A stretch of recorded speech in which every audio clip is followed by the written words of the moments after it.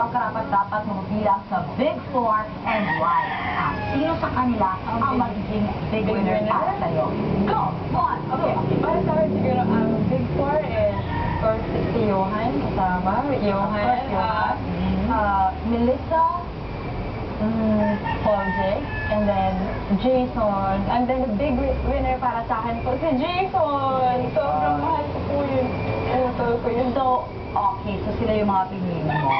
Okay. Thank you so much kasi syempre ngayon na yung time na talagang bilang nasa loob ng bahay, ikaw yung mas may alam kung sino talaga yung nagpakatotoo sa loob ng bahay. Thank you so much. Oo, sorry. No, may iling interview natin. Mag-thank you ka na sa lahat na nag-support sa'yo. They really love you. May fireworks ka pa, ha?